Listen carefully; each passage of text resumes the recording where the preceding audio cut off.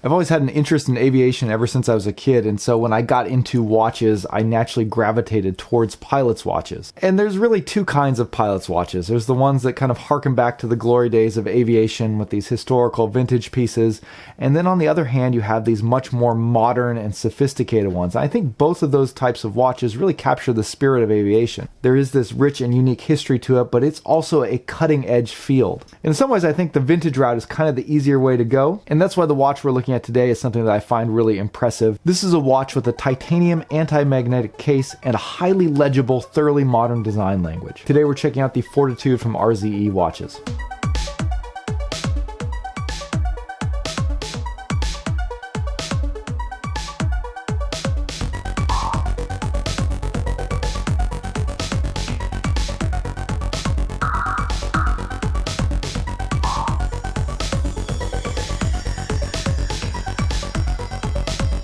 Hey guys, welcome back to Just a Watch. My name's Dave and I live in Japan and I love to collect affordable watches.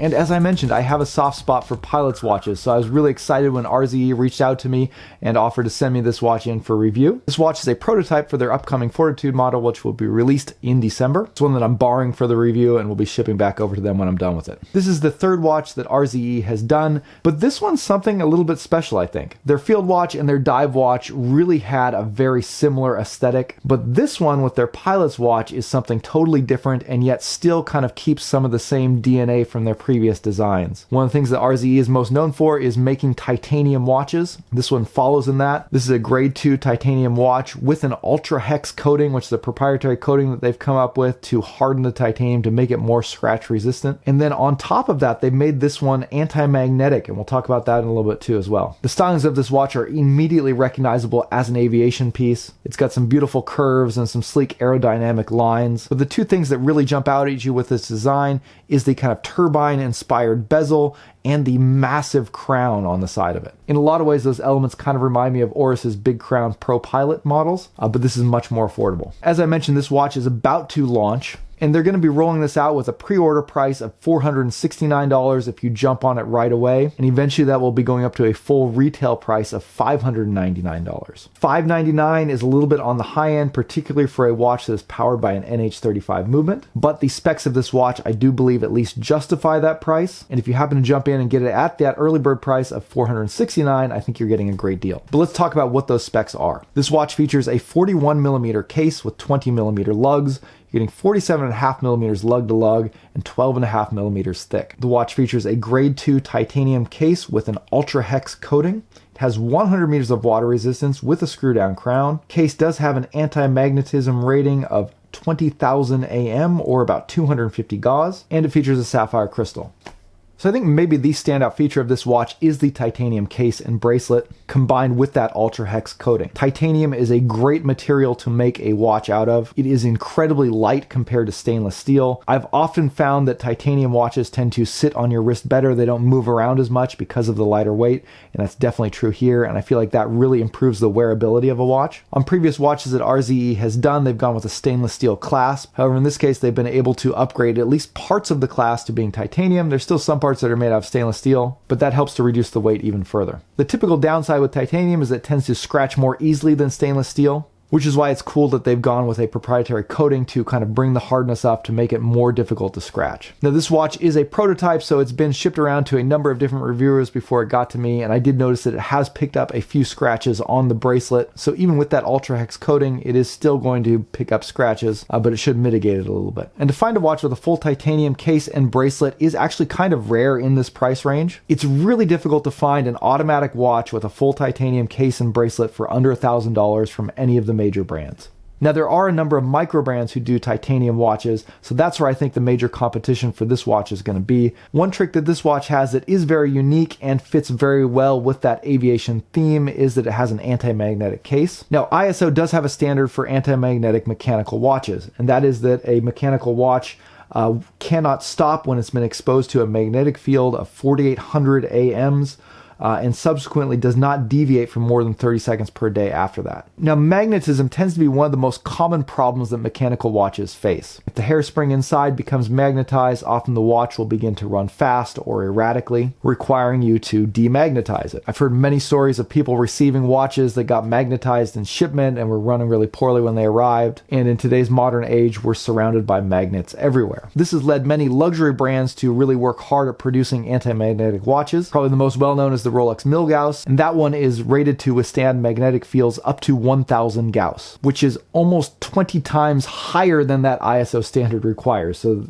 they've gone well above and beyond that. This watch, by comparison, is rated to withstand up to 20,000 AMs, which is equivalent to about 250 Gauss. So that puts it well above the ISO standards, and to my knowledge, you're probably not going to be able to push it much further while housing an NH35 movement inside. But it's a really cool technical feature and actually a pretty impressive feat to see a Seiko NH35 powered watch that has this high of an anti-magnetic rating. Now, before we go any further, I want to remind you guys to check out the Just the Watch store. I've got some cool t-shirts there, like this SKX inspired one that I'm wearing now, mugs and all kinds of other stuff, and occasionally some crazy affordable JDM watches that I've picked up to sell on there as well. So there's a link to that down below in the description. Really appreciate it if you check it out. But let's get back to the watch, and now that we've talked about the kind of impressive technical aspects of it, let's move on to the design. And I feel like the overall design of this watch is absolutely outstanding. Again, I'm really impressed that this is kind of a new and unique design. There are a lot of really unique small elements that kind of all mesh together perfectly, and the result is a really well thought out, really well-designed, highly legible modern pilot's watch.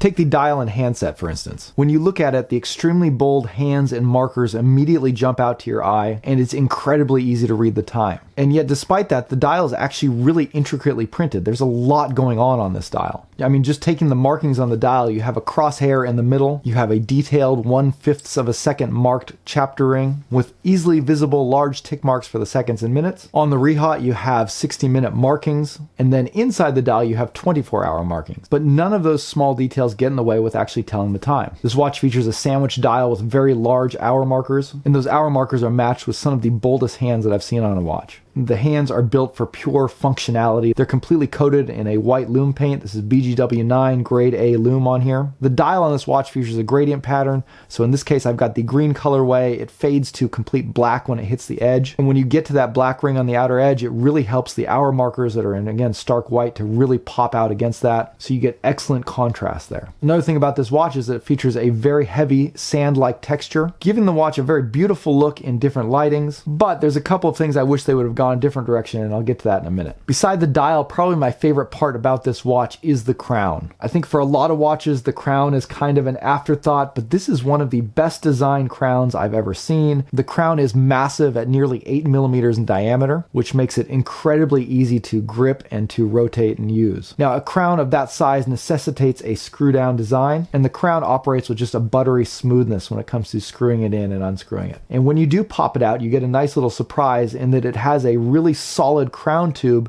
that has this kind of metallic red paint on it. It looks really cool, but it's also extremely functional. That red tube is easily visible when you look at the watch, and it's a warning to remind you that you need to screw your crown back in. It's a very useful feature, and it's really well executed. These large crowns are a hallmark of aviation pieces, harkening back to the days when pilots often wore gloves and had difficulty setting the time on the watch. But again, even today, it's still a very practical feature because it just makes using the crown very easy. A cool visual flair is the bezel on this watch. It has this kind of turbine engraving that reminds you of a jet turbine. Visually, again, it just sort of drives home this aviation feel. And the same can be said for the very unique bracelet design. It's a 3-link bracelet, but the outer links are these kind of angled, almost triangular shapes. And the bracelet has a steep, elegant taper from 20 millimeters at the lugs all the way down to 15.5 at the clasp. The links articulate really well, and especially those outer links, they just look so interesting. There's a little bit of a gap in between each one, and they almost look like they're kind of hovering or suspended in space in some angles. The bracelet has a little bit of flex to it, which allows it to wear really comfortably on the wrist, but despite that, it doesn't feel flimsy or rattly. However, I have noticed a few times where the links kind of overextend on themselves and get a little bit caught in an awkward position, but I haven't ever had any trouble straightening them back out and wearing the watch. Moving on, let's talk about the lume on this watch, and the lume is good. The brightness of the lume is about on average with what I see with a lot of other pilots' watches. Where this watch kind of distinguishes itself is just the size of the hands and the markers. Even though the brightness is not particularly potent, because the area is so large, it still makes it very easy to read in the dark. This watch scored a 3 on my J-score scale. So for reference, my Seiko Samurai scores a 10. So this is about third as bright as a Seiko dive watch. And that makes it pretty comparable to a lot of field watches and pilot's watches that I've tested. Now the watch is not perfect. There's a few things that I personally would change, and there's probably some things that you're going to have some hesitations about, especially if you're looking to spend the full retail price on this watch. For me, with everything that's going on in this watch, I don't think the texture dial was necessary. And given the kind of aggressiveness of that texture, I would have liked to see something more subtle, or even just kind of seeing that texture gone away altogether. You know, leaving it with sort of just a matte green gradient dial would have been pretty cool, and there still would have been enough visual interest in the watch to not really need that. That said, the texture is very eye-catching, and I'm sure it'll appeal to a lot of people, but again, for me, I think it was just a little too much.